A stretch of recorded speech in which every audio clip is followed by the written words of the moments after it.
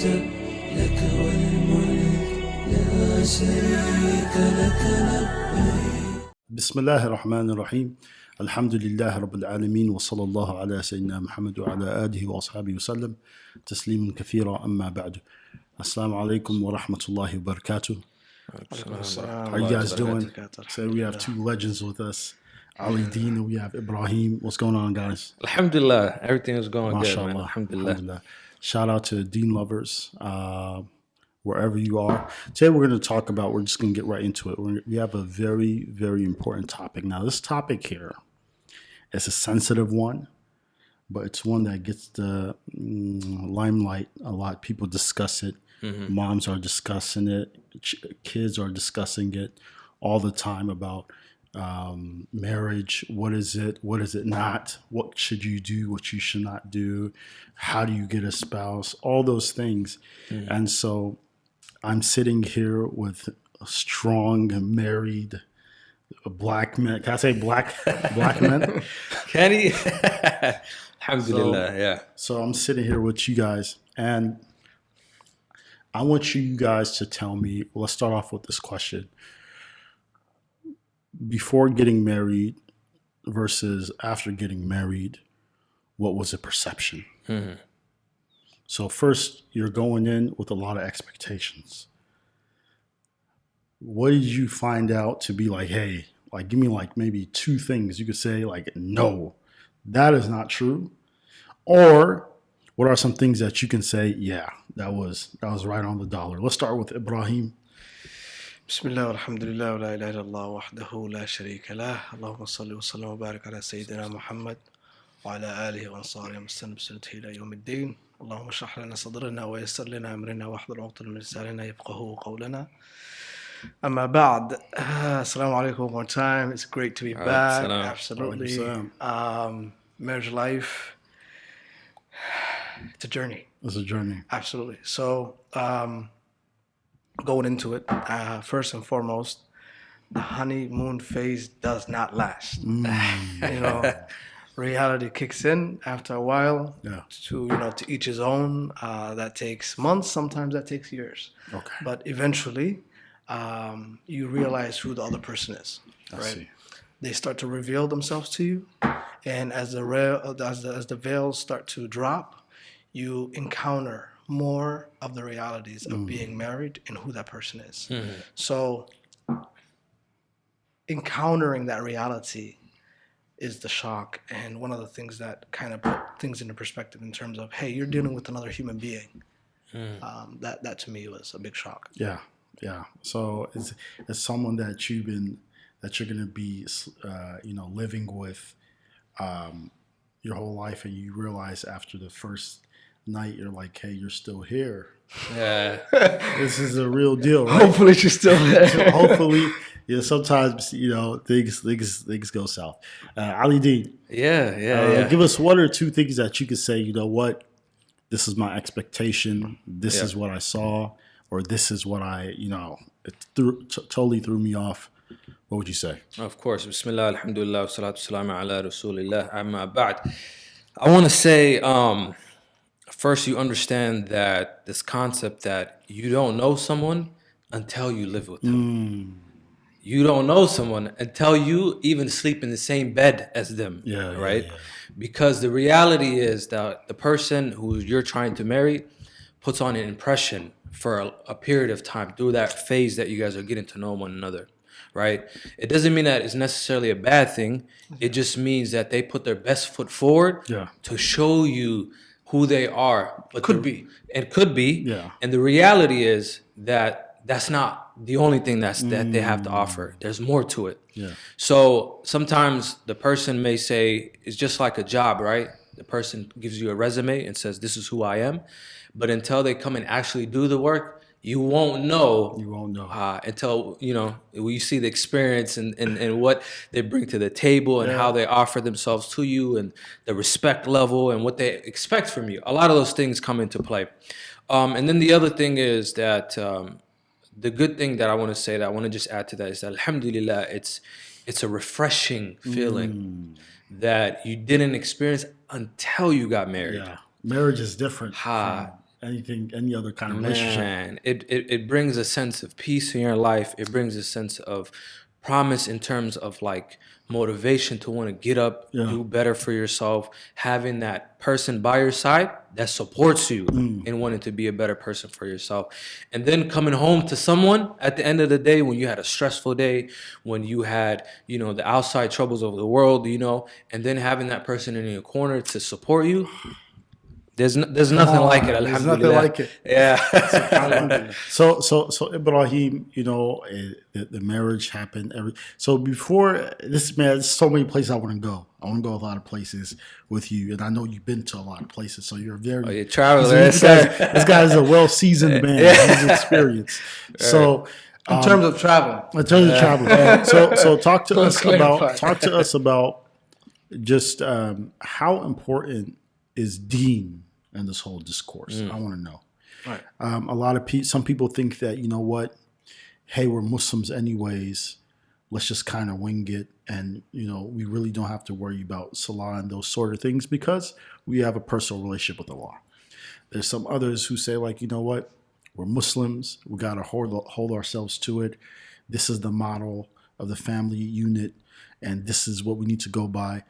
Looking back at things and looking at things right now the way they are for you, how much would you say and probably advise others how important the element of Deen is? So there's two elements that we can speak of, right? Deen in terms of choosing a spouse. How worshiping or how much does your spouse worship, right? How is she close to the Deen? And then there's the aspect of living by the Islamic principles in your household. If I go to the first one, choosing a person who has Deen is very important, right? They're going to be the individual who will teach your kids. Like they say, the first school is the home, it's the mother, right? Good point. Yep. So in that scenario, you want to make sure that you pick the best teacher for your children, right? Nice. Yeah. Ali radiallahu anhu said, the only thing that your unborn child, the haqq that he has upon you is that you choose a good mother for him or her, right? Wow, yeah. So that's the first aspect. The second aspect is living with Deen, right? You guys are familiar with Surah Al-Kahf. Yes. And when Musa alayhi salam was with Khidr and the wall was about to fall and he built it up, at the end of the story, he starts to narrate to him the reasons why he was doing the things he did.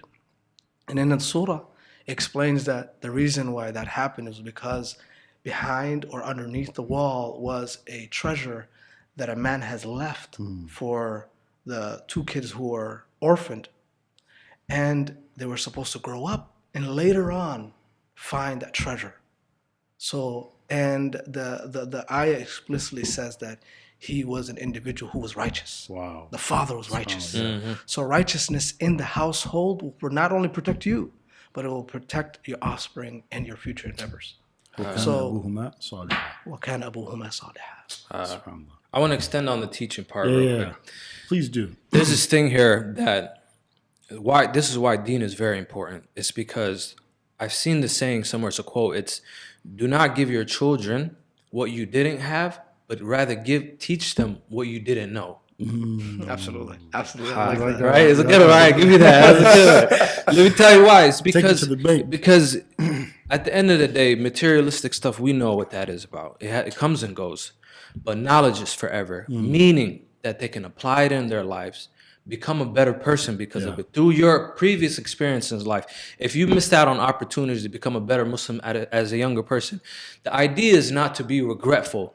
It's to pass it on to the next generation so that it's not a continuous cycle of missing and having voids that you can give to your children. At the end of the day, whenever you help someone or you teach someone and they apply it to their lives or they teach someone, they're rewarded and you're rewarded without taking away from their reward as well. Absolutely. Marka, alhamdulillah, that's the beauty of Islam, is that you can teach your children salah. The parents I'm talking about, you can teach your children salah, you can teach your children Quran, the aqidah, tawheed, everything, all aspects, and they carry that and continue to carry that and continue to carry that. And that goes down, and my dad used to say this all the time, 7 generations, right? that you make dua for your family and you do good for your family, it carries for 7 generations. Alhamdulillah. So just wanted to add that point. No, that's a great point. Yeah. That's a great point. So Allah subhanahu wa ta'ala, He says in the Quran, and then don't worry, we're going to get to the whole seeking out and discussing and, the khutbah of the actual nikah itself. So Allah subhanahu wa ta'ala says in the Quran, He says, وَجَعَلْنَا بَيْنَكُمْ مَوَدَّةً وَرَحْمَةً. He said, when we placed between you two love, mawaddah, right, and rahmah, mercy. So how important are those things? I know the reason I'm asking is because in Somali culture, I don't know, would you say it's a good thing for the men to be affectionate and those sort of things? So how much does that help? And are those true? I remember there's a Somali elder in the crowd, and he was like, you know what, I never told my wife I loved her. And like he probably like, hey, you should do that. Don't ever tell your wife. Wow. So talk to us about that and how important is maintaining those type of intimacy when it comes to just the words and affirmation. It's a fact of a matter that men are not very emotionally inclined to different scenarios in life. Their emotional IQ is already low to begin with. It's inherently. So them showing and displaying that is even harder.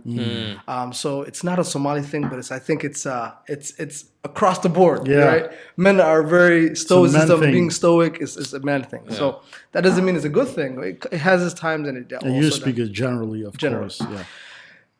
Now, in terms of mawadda wa rahmah, right? Those are the two pillars that a marriage is halal, that Allah subhanahu wa ta'ala has stabilized it on. Mercy, one is mostly translated as, and love as mawadda. If we start to, English obviously doesn't do it justice to explain exactly what those words mean and how they are applied in life. But just to bring it to perspective, it's like a bird with two wings, right? And one wing is rahmah, and the other wing is mawaddah. And without one or the other, the bird can't fly. And this is the same depiction or similitude that shuyukh explain the worship of Allah as being. One is rahmah, and the other one is fear of Allah subhanahu wa ta'ala. Right. And in the case of marriage, it's the same scenario. And it's not just any love, it's love based on mercy, right? And it's mercy that is derived from love, subhanAllah. So it shows you that if there's a place for kindness and love, it's in the home with your spouse. And that's where it begins with. A happy family has the ability to emanate and show other people love. But when you come from an unhappy home, unloving home, then, of course, scenarios can change. And that's what you said, teach people. Yeah. Or teach your kids what you haven't had the privilege to learn. Right. So, emanate that love, and that's where the love begins, right? So kindness and love, absolutely. That's what it's based on. Yeah. Good stuff.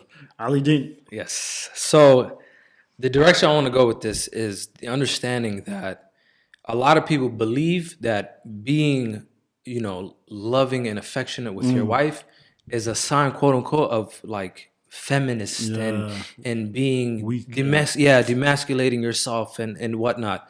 First and foremost, we know after rip is that we follow the Quran and the Sunnah of the Prophet ﷺ. So if the Prophet ﷺ was affectionate with his wives, was kind to his wives, he spoke soft to his wives, and on his dying bed he said, treat the woman kindly and respectfully and stuff like that. Why, as men, do you feel comfortable that you need to be all the time, not just here and there, all the time authoritative, being, dictating and not listening to your wife's emotional side? Because women have a sense of emotion that men cannot reach. Right. Meaning, if you have a point you need to get across to someone, and this is from even a sales and marketing background, if you have a point you need to get across and you're trying to sell something, do you approach every scenario the same way? No, you do not. No. You can appeal to their emotional side, and you'll get the sale. Marka is exactly. So you're not gonna go and if I'm having conversation with the brother and stuff like that, I'm more firm in my tone. I am more assertive and stuff like that. But when I'm talking to my wife, even your mother, You have a soft tone. You're more kind to them because you need to get the point across very gentle in terms of the reaction they give you will tell you everything about how you come across to them. If I yell at my daughter, okay, if I have a daughter, inshallah, may Allah bless me with a daughter. If I have a daughter and I'm always very yelling at her, I can't expect her response to be very obedient, loving, and kind with me because this is one way that a man can push away his daughter, and the same applies to his wife, his sisters, his mothers, women, all in general. But I think that the most important thing is that you have to understand who you're selling to, the audience. So when it comes to your wife, treating her kindly, being calm, even when her emotions rises. I think that's a sign of masculinity. I think that's a sign of being man. Composing yourself, Yeah. have a self-composure. And this is important in the wake of, the red pill society, the red pill movement, and how they're kind of like, be man up. And I remember there's a brother who is a Muslim and is one of like the red pill heads of social media. And so he has a lot of followers, and he was explaining how he wrote this in the post. Why you would do it, I don't know. But he wrote it in the post and he was kind of like proud about it, is that he made his wife give birth in the kitchen without any, like, he didn't call the ambulance, nothing. And he said that he went upstairs and slept because it would have been traumatic scene for him to see that. So he told her, wake me up once you're done. Once you're done delivering the baby. Wow. And so he was holding the baby, took a picture, and he was proud about that. He's like, it's a good thing, we don't experience things like that as men because it can be traumatic. And, so his wife delivered the child in the kitchen. And he forced her to this. I mean, there's so many different emotions that one can feel. Wow. SubhanAllah. Allah, Rasulullah sallallahu alaihi wasallam, like you mentioned, his last sermon said that women have a right upon you to clothe them and feed them with kindness. He didn't just say clothe them, feed them. He put the stipulation of kindness, right? Because you can give someone something with regret and with a mean face. Yeah. But with kindness, that's the stipulation. On top of that, he said they're your committed partners. They're your committed partners. And when Adam alayhi salam was created, Hawa wasn't there to just justify certain means that he needed, but also to be his partner in this world in every aspect. So however you treat your wife is how you're treating yourself subconsciously. And unfortunately, a lot of people come with excess baggage to marriage, and they don't know how to kind of put the baggage away or get rid of that or get some psychological help or therapy to deal with those traumas that they had. When you bring that to marriage, it's very destructive. Like you're telling your wife she's going through a moment where she can actually die. And when a woman dies in childbirth, she's a shaheed. She's a shahida. It's that much pain and troublesome. So you're telling her to have birth in the kitchen. So that's uncalled for. So it shows you how far we've drifted off. We know like red pill is a response to feminism, and there's a lot of people that brought into the idea, and so one extreme doesn't justify another extreme. Right. And so Ali Deen, I want to ask you about being a man of the house. It's something that we talk about. It's something that people have a criticism about. They say, well, why is he the man of the house? How come we can't be a partnership? And it's like 50-50. So talk about the journey of, how easy is it? Talk about, what that's like being the man of the house. What are the expectations realistically and practically that come along with it? Great question. So the thing is, there's no such thing when it comes to men and women, equality. There is, however, equity when it comes to men and women in Islam. Allah subhanahu wa ta'ala says in the Quran, الرِّجَالَ قَوَّامُونَ عَلَى النِّسَاءِ, that Allah has made men the protectors and maintainers of women. Why? Because He's giving them a certain right and a certain power or so Responsibility. above the other. Why? Because if we talk about equality, and I'm gonna just give this quick analogy. We talk about equality or example. Yeah. If a robber breaks into the house, busts right into the house, who's supposed to fight that man off? The wife. Is it supposed to be the wife? Is it supposed to be, last time I took out, I cleaned the kitchen. The man, I took care of this. Now you got to go and, That's tough. 50-50. Is that what we're doing in this marriage? No, absolutely not. Because we have a responsibility where equity means that if there's 100 pounds of weight and a man can lift all 100, he should not give 50 to his wife to lift. That's not manlyhood qualities right there. Yeah. It's because you as a man have a responsibility to protect the wife, the children, and everything of the home. It's the same thing, and I love giving analogies all the time because it gives a perspective to people of different sorts to understand what I'm trying to say, right? So let's say even a vehicle. You can put the nicest rims. You can buy a 2023 vehicle. I don't care. If it's missing the engine that moves the vehicle, the transmission that moves the vehicle, that car is going to look pretty in your parking lot, in your garage. You know what I mean? It can look. That's what I'm saying. So people got to understand the thing that makes the family move in the direction it's supposed to go is the husband. Yeah. Now the wife's responsibility is to support that. Right. Doesn't mean that she doesn't have a say so. She doesn't have the ability to engage in a conversation that can move in a direction. It just means that at the end all be all, the father, the one who was put on this earth to guide the family, has the final say. What do you think, Ibrahim, why do you think there's such a pushback and resistance towards the idea of the man? It's something obviously that the Quran stipulates, but why do you think there's such this resistance? Oh yeah, this is a very simple question, and it has a simple answer.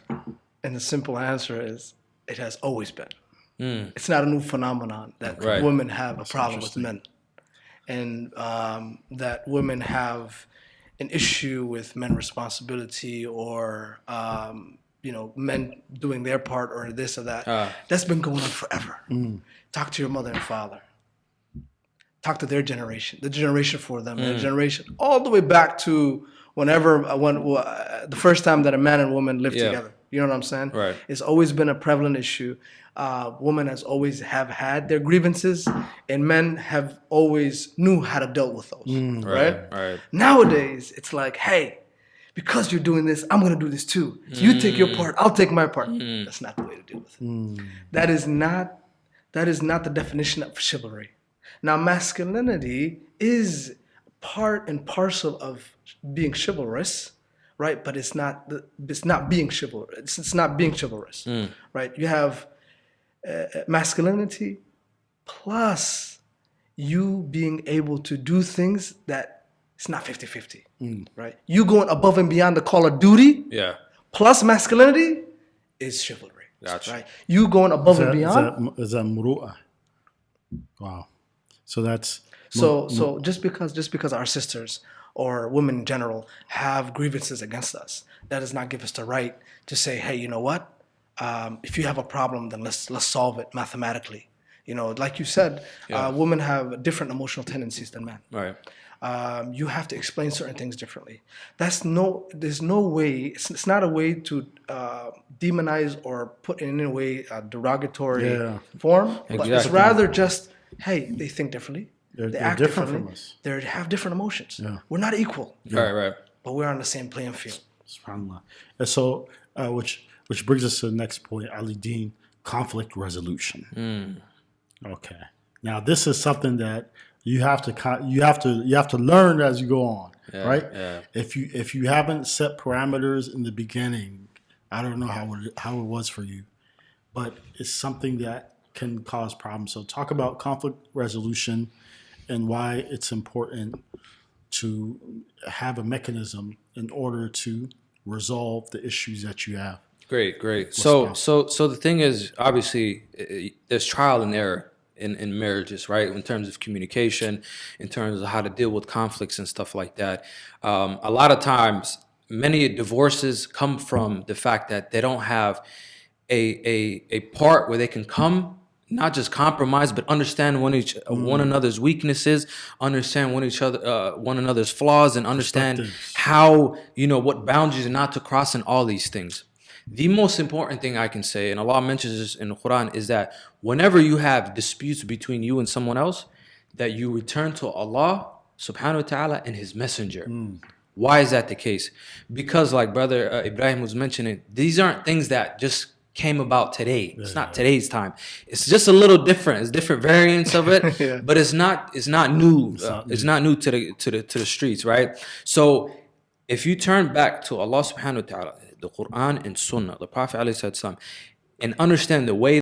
So when we're discussing like small things like going to the grocery store, let's go to this one to buy our groceries as opposed to that one, expensive and X, Y, and Z. I'm not talking about that. Right. When we're talking about coming to the Quran and Sunnah, we're talking about things that can lead to divorces, major problems that can lead to it. So married couples need to have those uncomfortable conversations early on in their marriages. Get out of that honeymoon phase, right? Get out of that comfortable phase and stuff like that, and have that uncomfortable conversation to put methods in place that can help them come to a resolution that they both can move forward together at the end of the day. So I believe that's something that can help deal with the conflicts between marriages. Okay. So Ibrahim, he's talking about the conflicts here. Conflict resolution is very, very big. If you don't have those skills, or if you don't have those serious conversations ahead of time, what kind of ramifications are we looking at? All right. So first and foremost, right, I'm going to try to push back on you just a little bit. Okay. Right? You stated that, and correct me if I'm wrong, you said it's not about the little arguments that you have or the little nuances that might be there in terms of options and things, but it's rather the big final say and or the right and the left in the relationship, right? Right. So what if someone says and has a point of argument of saying, hey, it's the little things that become big things. And then if those little things persist, those big things are usually based on those small arguments, right? And we all have sisters, we all have mothers, we all have aunties, right? They remind you of things that happened 5 years ago that you have no recollection of. They're like, you did this then, and you did this now, and then now. So they're building a pattern where you're like, these are totally separate situations. And how are they interconnected? Right. What do you say to that? Great question. Excellent question, matter of fact. So here's the thing. The Prophet ﷺ has said that the woman is created from the rib of a man, but the crooked rib. And if you try to straighten it, you will break it. Absolutely. So one thing you could take from that, amongst a lot of things, is that do not fight about every small thing that your wife has with you. Every problem that your wife has with you, you have to pick and choose. Because if she has a direction she wants to go and you're thinking just logical and she's thinking maybe emotional, maybe I just want to go. This is what I want. Sometimes women will say they want certain things and it's just, Yeah, you just got to bite the bullet. So in that situation, you have to ask yourself, is it worth fighting at the end of the day? Because the thing is, the analogy is if you have a cup and like you're saying, the water that you fill that cup up with is the small arguments and it fills up, it can create something big, right? Yeah. So you need to be able to pick and choose what things is worth fighting about. Sometimes I'm telling you, it does not even make sense. You're like, she may say, you may ask her, let's go eat somewhere, and you say, I like this place, it's close to us, it's convenient, it is fulfilling, and she may say, I don't want it. What are you going to say in that position? You know what I mean? Marka, I say a response to that is pretty much understanding your wife, understanding your spouse and how her character is, what things trigger her, what things make her feel, wanted and heard and understood in certain matters. And she may even just pick, quote unquote, a fight with you just to see how you would react. And it could be just from an emotional, point of view. And so I say as a response, understand what you need to pick and choose when you talk to your wife and discuss with her conversations. All right. That's my response. Okay, last rebuttal, and then we have to continue this. No, I agree with you. And Yeah. the reason why I asked you what I asked you is to help me with my argument as well. Okay. More, it's not an argument, but a statement. Yeah. So, alhamdulillah, in terms of, right, the brother mentioned that Hawa was created from the rib of Adam alayhi salatu wasalam. It's you can understand it in two ways. I mean, obviously, there's two general understandings when it comes to the hadith of Rasul sallallahu alaihi wasallam. Either it's metaphorical or it's literal. Whether it's either or, it doesn't make a difference. But it's rather, hey, a woman is created different from a man. Obviously. Absolutely. Point blank, right? From that, if a man tries to straighten it out, because everything that is different, you want to make it the same, right? So what we can understand from that hadith is, hey, if you try to make a woman like you, she's the reason why she is a woman is so she can be opposite of you, complementary pair. Exactly, it's a complementary pair. Yeah. And I think EQ, right? The emotional intelligence is needed in a relationship in every single aspect. Moving on from that now, when it comes to argumentation, when it comes to facilitating yourself through the process of understanding their point of view or she understanding her point of view, one thing has to be understood and understood very clearly is that women go through different stages in life. And they go through different stages every month, right? And that has a great effect on how they deal with you. You're the same Aisha, Khadija, or Halima that you're dealing with at the beginning of the month. It's not the same person that you're dealing with day 30, right? Just because Allah created them that way. They're not any less or more value, less important or anything. It's just their emotional state, right? And the menstrual cycle of a female, she goes through, there's two different predominant hormones that play a role in her feelings and emotions. It's estrogen and proestrogen, all right, progesterone. In the beginning of the cycle, it's estrogen, and that actually helps her to feel better, feel more alive. Her body and tone changes. She's more likable. She's more agreeable, and just the hormonal changes going on inside her. And as her menstrual cycle progresses, as the estrogen goes down and the progesterone goes up, it actually replaces it, and she's more irritable. She's more, quote unquote, excuse my language, more moody, right? So you have to be able to deal with all the phases of your wife. Right? And that's just a part and parcel of being a man, like you said. It's not sticking to every single little thing, but rather, hey, the overall picture. I want her to be happy because you know what they say? A happy wife? Happy wife. Happy life. So this is it's about approaches is very, very important. Absolutely. And also, there's just some things that you have to embrace the difference. The differences is something you have to embrace. Complementary men and women. Yes. Absolutely. Some people try to change differences and make them the same. The differences are there for a reason. Okay. Now, next segment we're gonna go to Ali Deen, finances.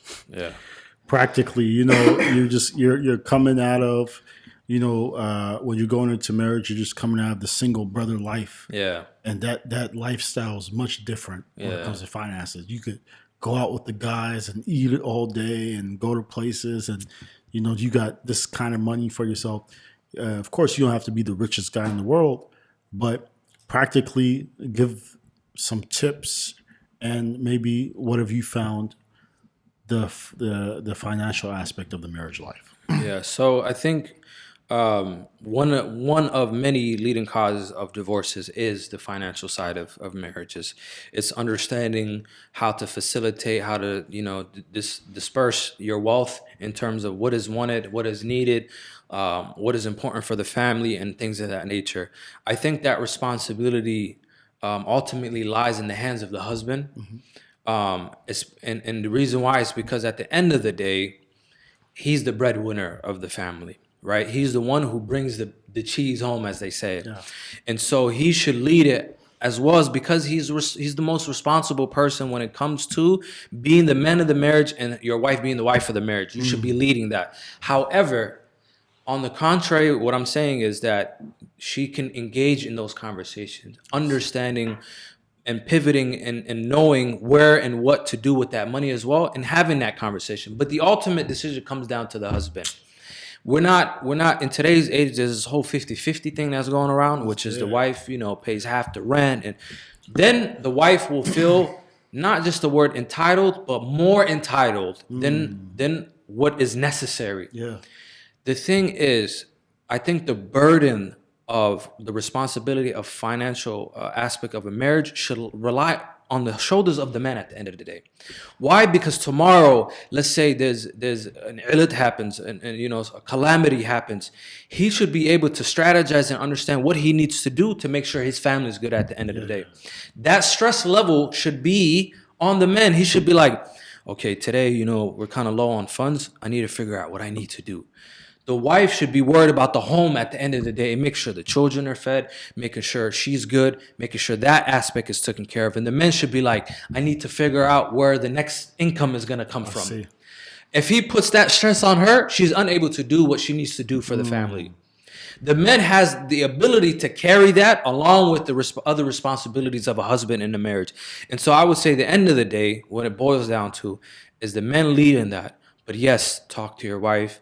Let's say they want to go on a trip together. Let's say he wants to buy her gifts. He wants to do these things for her. Yes, he should take care of that. But if a man is irresponsible with his money before he even gets married, I feel sorry for him once he's married.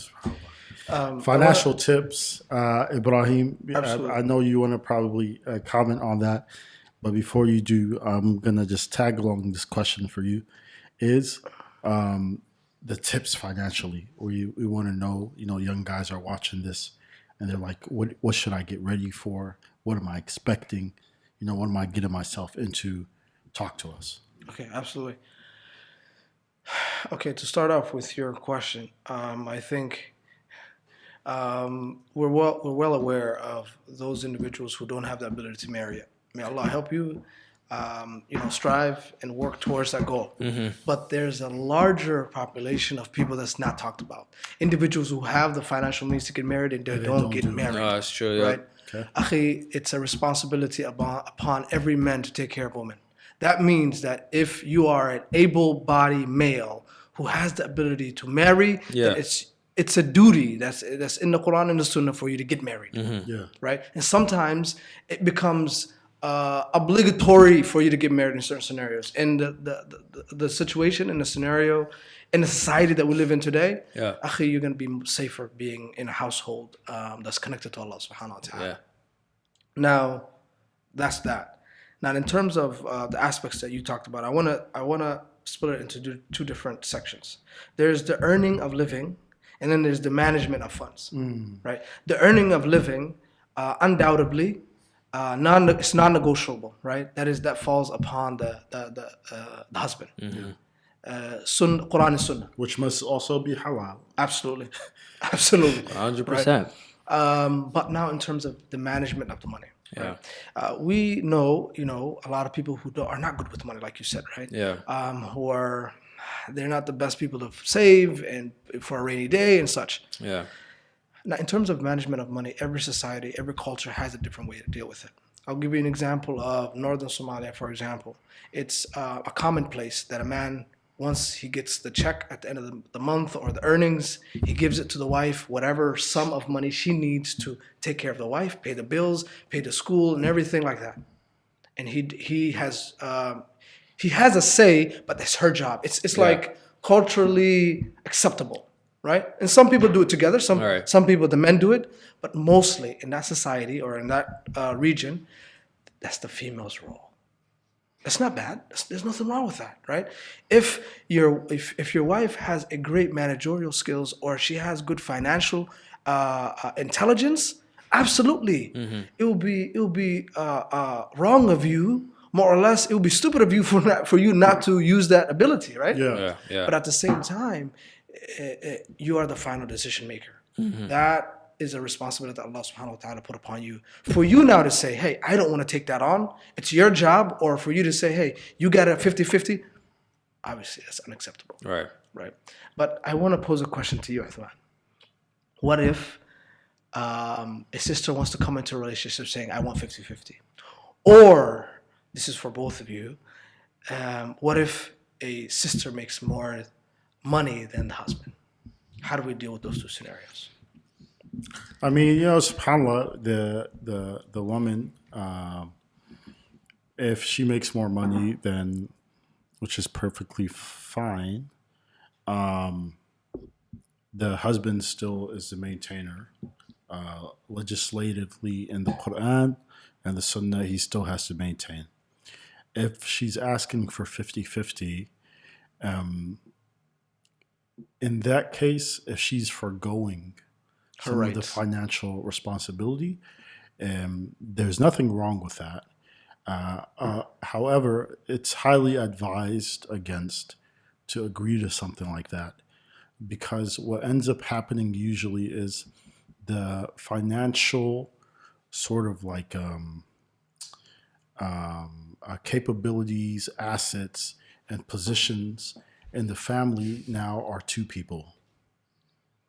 And so it's already determined that it should be the husband and the man. Who is he at that point to have any say if the woman also has financial responsibility in the house? So once the decision making goes out into like a democratic way where it's like, hey, we have to agree on something, already that kind of household is going to run into a lot of problems and complications, right? This doesn't mean that we can't have discussions and consult with our wives, and it's fine. But this is why Allah, He makes the man qawwam of the house. And this is something that our sisters should understand, because once you have that, then you have a easily functioning unit. And forget even if you put Islam to the side, this is how majority of traditional societies since the beginning of time, this is how they worked. Everyone has roles, right? So the husband has roles that's about maintaining, protecting, and bringing back the meat, so to speak. And the woman is maintaining the place in which he's bringing back the meat. So we have to make sure that we have distinctive roles. Once those lines get muddied, that brings a lot of complications. Absolutely. Whether it's financial, whether it's familial, whether it's emotional, right? And this is where you have a disillusion of that family already. But Ali Deen, I want you to touch on this. I think you hit it right on the nail. It's very simple. It's when 50-50 happens, and when there's a wife leading in terms of places that is outside of her boundary, outside of her responsibility, there is, in very small chances or very small cases, things that it works out, but that doesn't work for the masses. It's the exception rare. And not the rule. Exactly, and that further just proves the rule of proves the purpose of the rule. And so people today, my advice to those who are saying, no, let's do 50-50. If we do it, we will have a bigger home, a better car, more chances to travel and vacation, more materialistic things to purchase and getting in the home and things of that nature. That's the purpose. Let's just, give an example. If a man makes, let's say, $70,000 and the wife makes exactly the same amount and they put it together, now they have $140,000. Now we live a better life. Are you really living a better life? I don't agree with that. You may be living a richer life. But here's the thing. Quality. Here's the problem with that. We're talking about financial earnings and gains and wahas. But you missed the quality of life in terms of your house is now affected by money more so than it should be. Right. Now you become the worshiper of the currency that you're dealing with, and not the other way around. You don't control it anymore because you're looking to, let's lease a car, let's get mortgage, let's do this. Man, the other day I just found out that the word mortgage, and this is just a side note, that the word mortgage comes from the Latin root word. I don't know how to pronounce it, and I'm not going to, but in English it means death pledge. Wow. Mortgage means death pledge. Like a morgue. Yeah, exactly. So in Spanish and Latin, I think, so it means death and then pledge. Mort and engage put together means death pledge. That's just a side thing to talk about. You know what I mean? I ain't sure about that one. But overall, I think, wallah, if you live in the means of what the husband can earn, you live a way better quality of life. The husband earns, it doesn't matter if he earns $50,000 a year, $40,000. I promise you the quality of life is a lot better. And people who live in situations where they live like that are less in debt, or less dealing with, riba and all this other stuff, because they know where to put money and hold it in that place and don't let it escape from that and sabotage you. So I just wanted to add that point to it. So there's a lot to discuss. Yeah. We gotta move on. There's one more before we get into like mahar and all that stuff. I want to discuss one of the most controversial rules, expectations from Islam, anyways, for the woman. Obey your husband. Obey your husband. Say it with me, Ibrahim. Obey your husband. Yeah.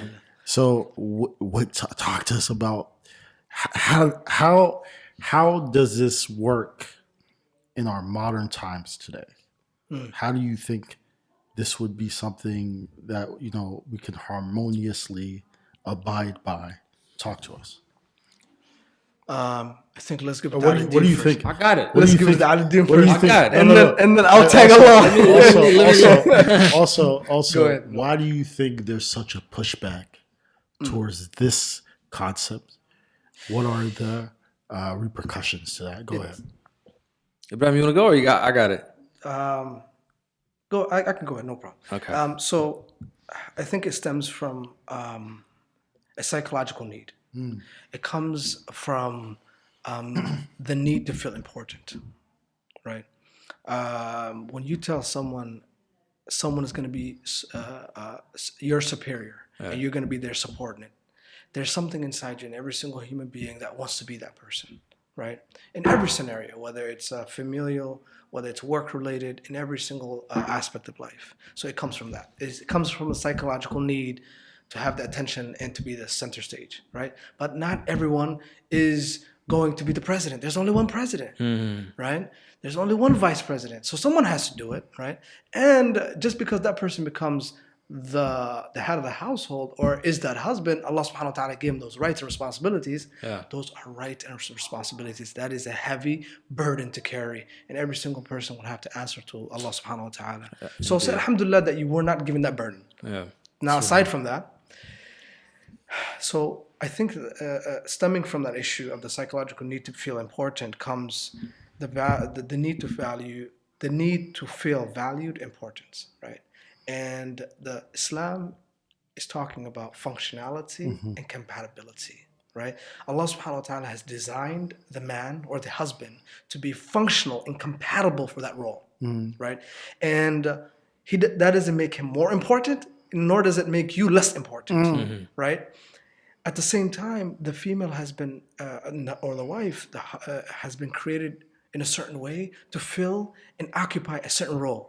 And when they occupy their respective positions, it's like the night of the day. They flow right into each other, right? But what if the night tries to become the day and the day becomes the night, and a woman tries to go into the household? I mean, the man tries to be I got you. Yep. It doesn't flow right, right? And everything has a position in life. And those were the positions that Allah subhanahu wa ta'ala dictated to us. Yeah. It's about functionality and compatibility. It's not about the value and importance. Yeah. So it disrupts the balance. It absolutely disrupts the balance. It disrupts the balance. And another thing I took from what you said was authority doesn't mean superiority. Boom. Yeah. Authority does not mean superiority, you see. Ali Deen. Great points, Ibrahim. May Allah reward you, Akhi. I want to say there's been this misinterpretation of the definition of what obedience means and being obedient. Okay. Especially when it comes to a wife being obedient to her husband. Okay. The same definition does not apply when we're talking about obedience to her boss, supervisor, if she's a student, to her teacher. If it's, authority outside, meaning it could be an officer or whatever it may be. But when it comes to the home, society has taught women that being obedient to your husband is a sense of oppression in your household.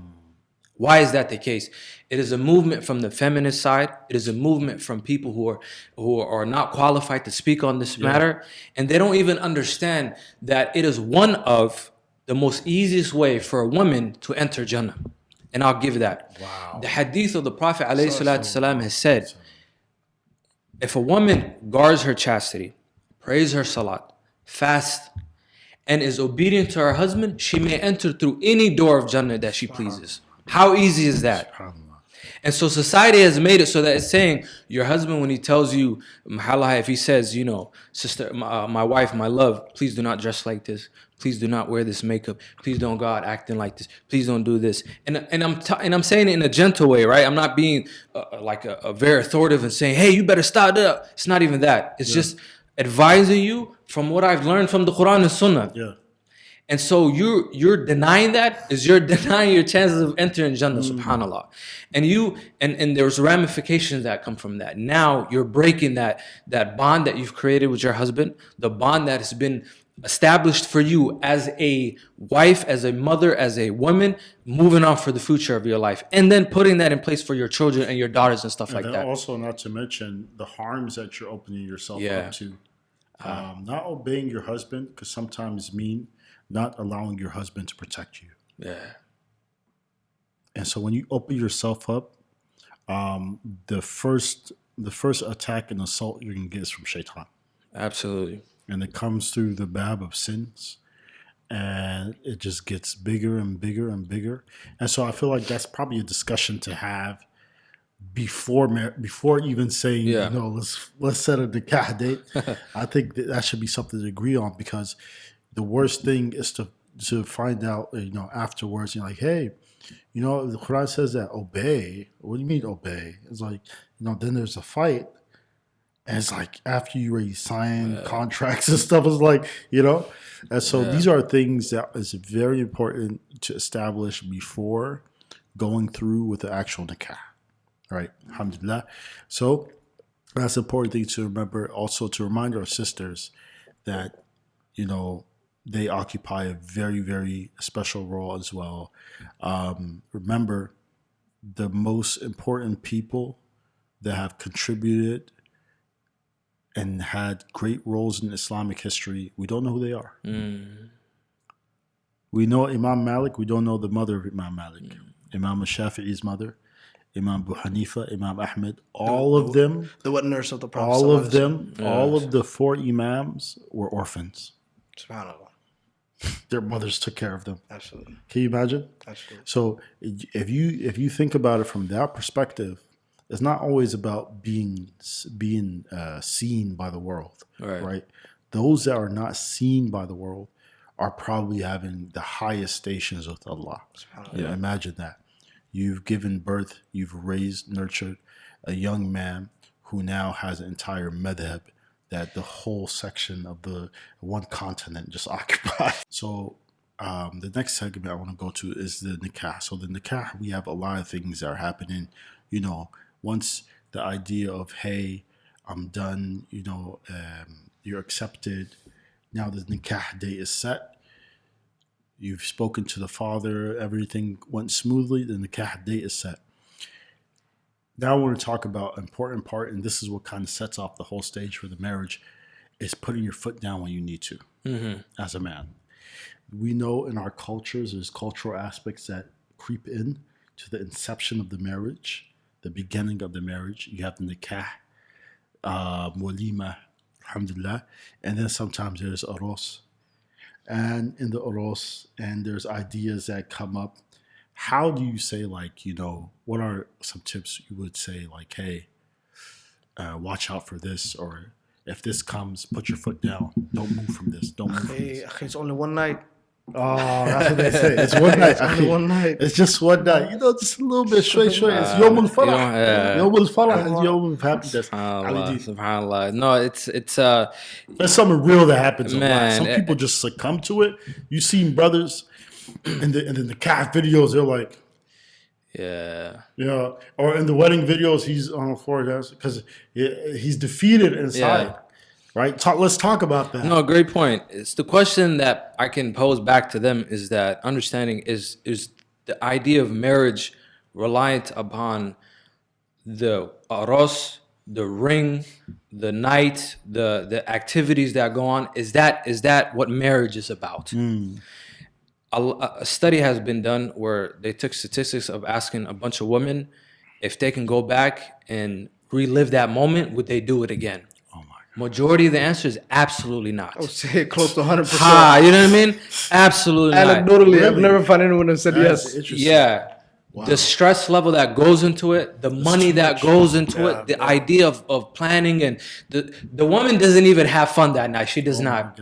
It's always a complaint like, I'm worried about this and I'm stressing about this and my hair and da-da-da. All of this that goes on, they don't want to have it. If they can go back and wish for something more or better, they would say, I would rather, go on a better honeymoon or go, take a trip, across the country or something like that.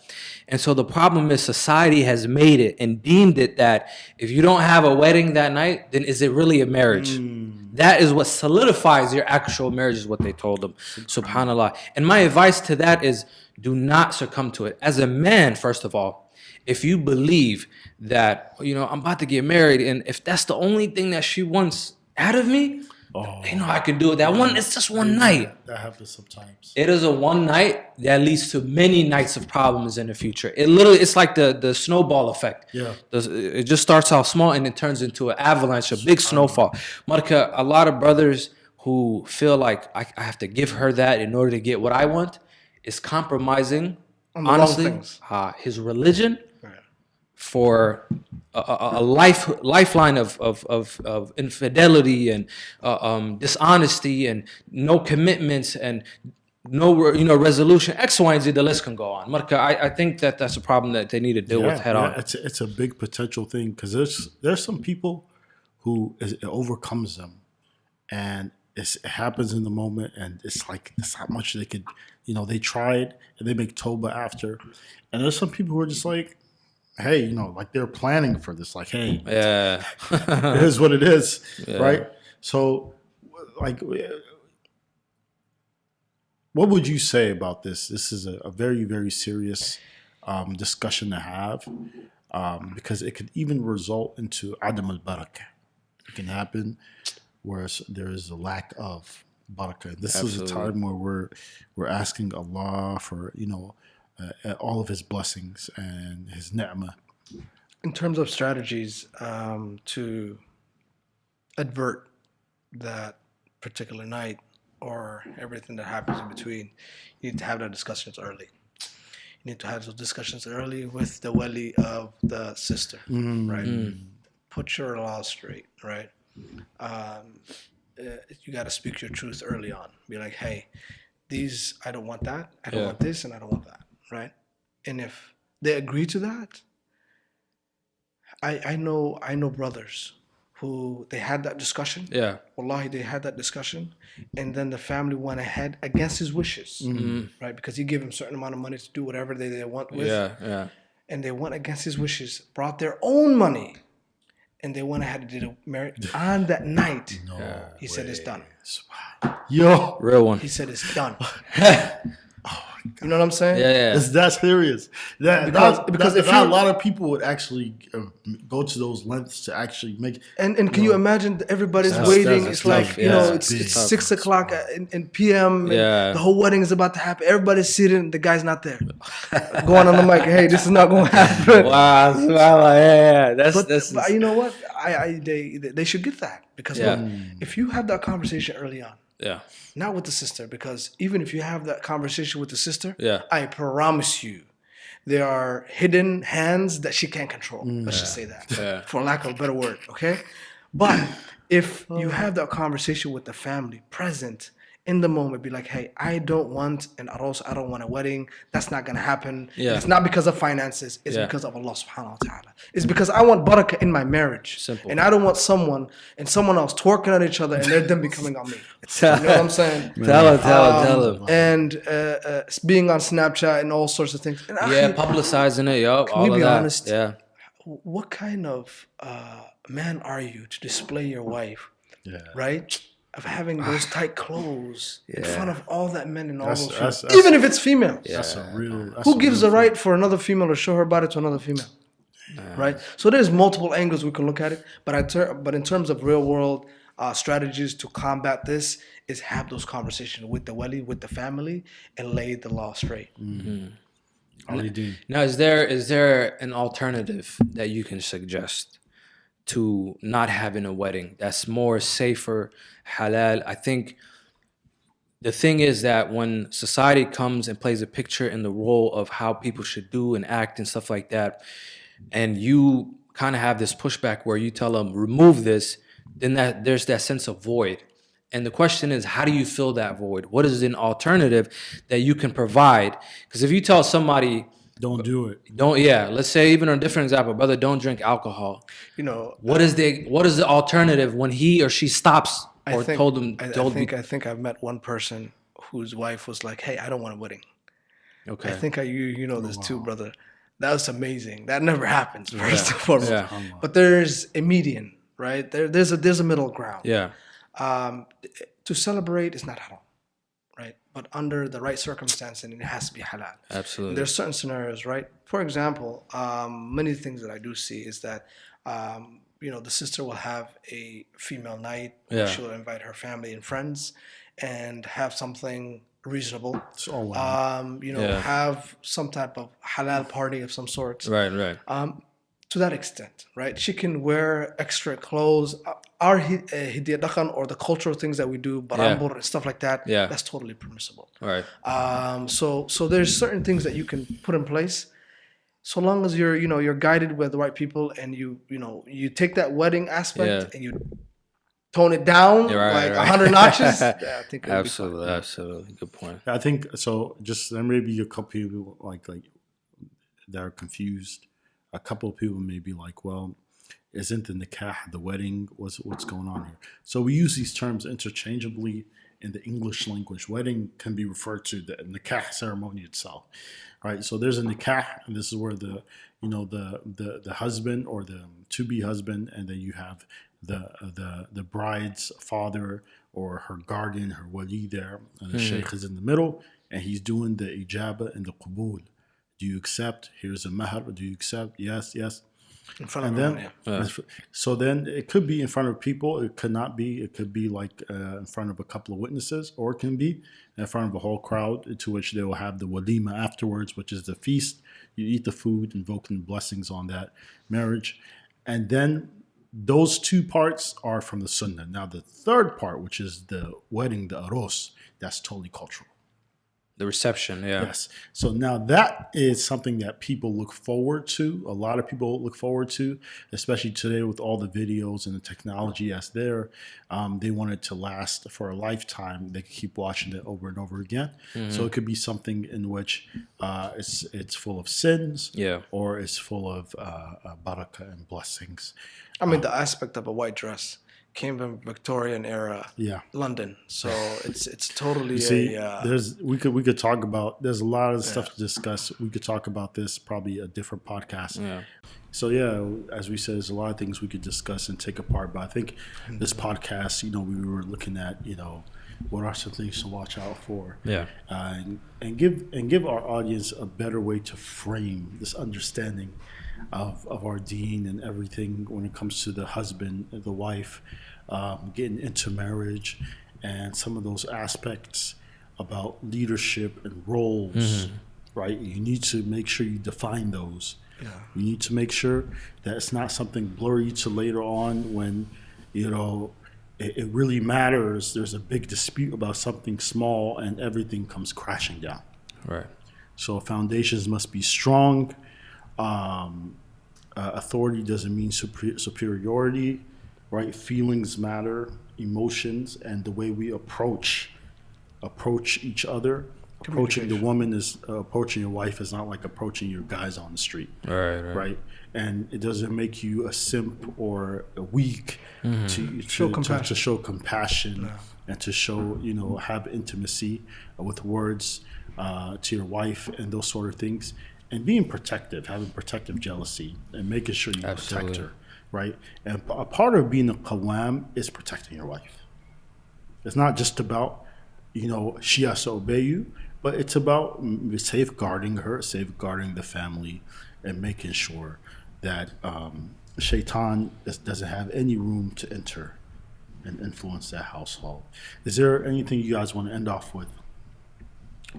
Yeah, I'll go first. Jazakallah khairan first for this podcast. I think a lot of people who are listening, tuning in, and viewing this will benefit tremendously. And alhamdulillah, we come from a position of learning and experience and gaining knowledge as we go with time as well, alhamdulillah. So may Allah make it easy for us in all of our marriages and for the future, young leaders of the future to have a blessed marriage as well.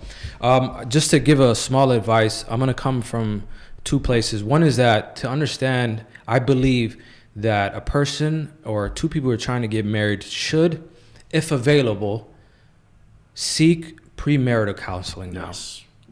I think there's a lack of that in our community often, and that is because, the reason why I say that is because when people are going into marriages, they have a lack of deen nowadays because of their environment, and the parents believe that marriage is the end-all be-all to save their child. And I believe premarital counseling will help in terms of guidance and knowing who they are in the position they are right now and what they can become before they get married so that they are ready.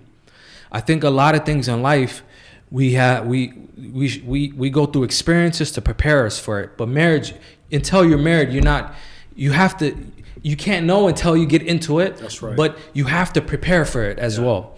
And so people tend to lack that and believe that marriage is going to make them a better Muslim. Marriage is going to save them from Jahannam. Marriage is going to do all this stuff. Yes. However, if you're coming in blind and thinking that with the way society has given you the idea of what marriage should look like, marriage is already 50%. It lands in 50% of divorce. That's tough. Already. That's tough. And a lot of those things are not, people are not safe from it. So I would advise in that. And brothers who are like, well, I don't have money and stuff like that. Marriage, Allah subhanahu wa ta'ala will give you from his bounty if you get married. He mentions that in the Quran.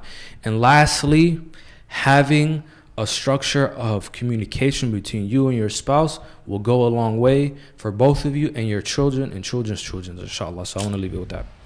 Well, enough said. There's nothing for me else to say other than be kind and be merciful and show some compassion.